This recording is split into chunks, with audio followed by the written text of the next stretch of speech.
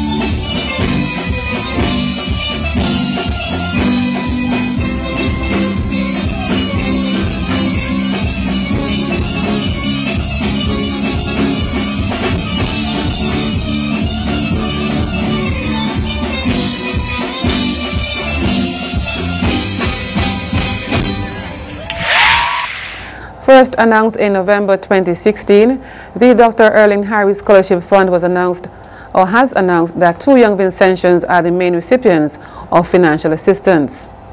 J.L. Brown and Rickland Hutchinson were chosen out of a plethora of applicants to receive US $8,000 each to go forward to pursuing their tertiary education.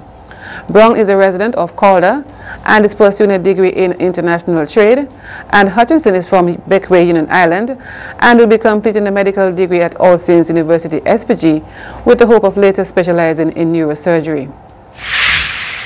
Dr. Erling Harry was a prominent Vincentian cardiologist who trained and worked in the United States of America.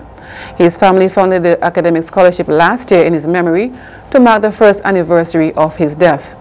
Jeff Harry, son of Dr. Erling Harry, explained that there had been so many impressive candidates that 3 smaller scholarships were created. Those recipients are Calvin Charles of Eveshams, that's Enhams, Charmaine Cyrus of Longwall, and Judasia Prescott of Kingstown. Dr. Erling Harry was one of the first Vincentian doctors ever to practice in the U.S. in the late 1960s. Over 5 decades, he helped to fund local hospital projects in SPG, sent medicine and supplies back home, as well as helped to mentor Vincentian students in the medical field. Dr. Erling Harry Scholarship Fund, established in conjunction with the Mayo Clinic and the American College of Cardiology, is open to Vincentian-born students who are entering or currently enrolled at college or university. St. Vincent and the Grenadines is still awaiting approval from the IATA for the Argyle International Airport. Head of the Tourism Authority, Glenn Beach, speaking on Boom ONG Talk Show, said that the process to have certification is currently in progress. One of the security checking machines to come in and so on. These need to be here before They have the to 14th? Yeah. Okay. Are there any agents involved in dealing with these tickets for the charters that's coming down? That's all being worked out. So, for example, Sunwing. Right. Sunwing will not be selling the tickets. We're dealing with a tour operator now. That's who we're working out the costing with. Now, that's going to take some time because you have to deal with Argyle International. Are you going to waive any of the taxes? Are you going to waive the departure tax? Which is no, you can't waive the departure tax because the departure tax goes to IATA. Right. Are you going to waive the landing fee? So all those things have to be worked out. So we're speaking to AIA. Airlines don't like to have planes on the ground. A plane on the ground is a plane that's losing money. Right. All of these airlines plan a year in advance, right, except for BA. BA actually plans 2 years. But if you had them to come last year before, but you still, once you miss that date, okay, they don't want to have their plane on the ground. They still want to come, but they can't put a plane aside to say, well, whenever you're ready, come. That's not the way it works. Okay. You understand what I mean?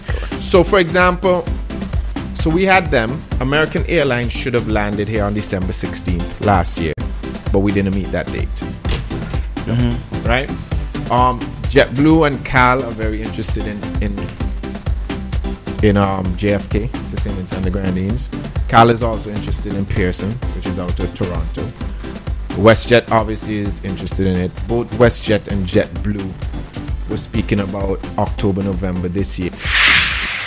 He says the ECCA, the Eastern Caribbean Civil Aviation Authority, has submitted the necessary documents to AITA International Air Transport Association.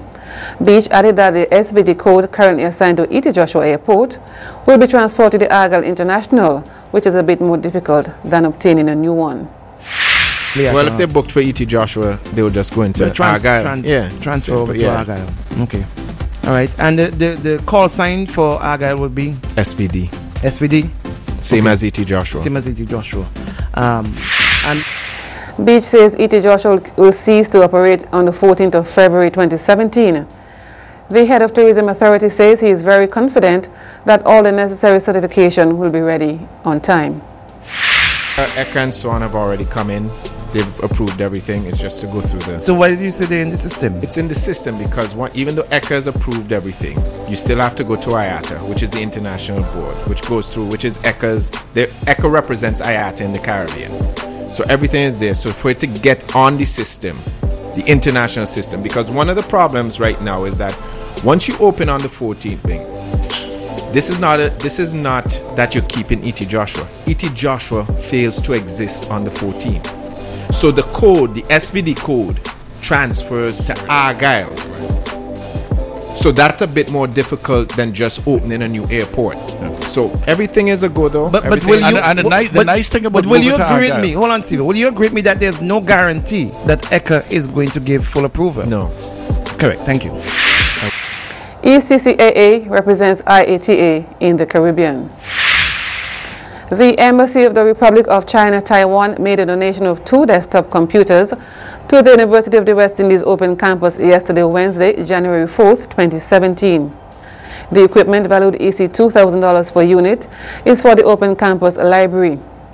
Speaking at the handing over ceremony, librarian at the Open Campus, Ms. Patricia Batiste, said the Open Campus has been moving to have its library accessible online by students to conduct their research. The handing over took place at the Teleconference Room 1 at the Open Campus site. Meanwhile, Taiwan's ambassador to St. Vincent and the Grenadines, Boshan Gur, said his country is committed to assisting students of St. Vincent and the Grenadines in their academic pursuits. Head of the Open Campus, Ms. Deborah Dalrymple, expressed appreciation to the Taiwanese embassy for this timely donation and noted that students of the Open Campus will make good use of the computers.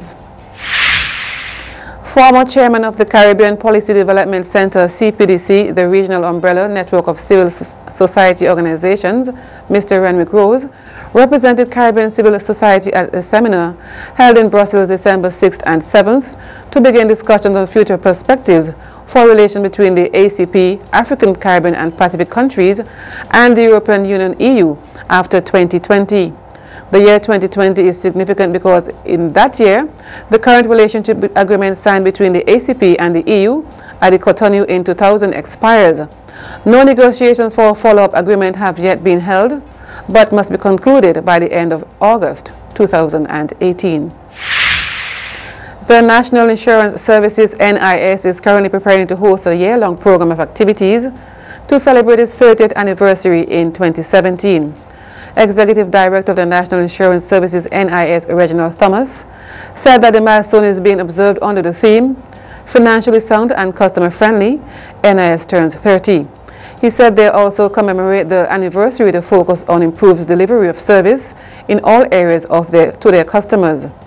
The anniversary is today, Thursday, January 5th. However, a week of activities began on January 1st. The NIS today hosted a Customer Appreciation Day, which will be followed by a series of activities. Congratulations to the NIS. As we continue, Minister of Agriculture Sabota Caesar says farmers here in St. Vincent and the Grenadines will soon have direct air access to take their produce overseas to buyers in a timely manner. He made the statement during a recent press briefing, which was held to update the nation on preliminary work which was being done for the establishment of local coffee industry. More local news when we come back.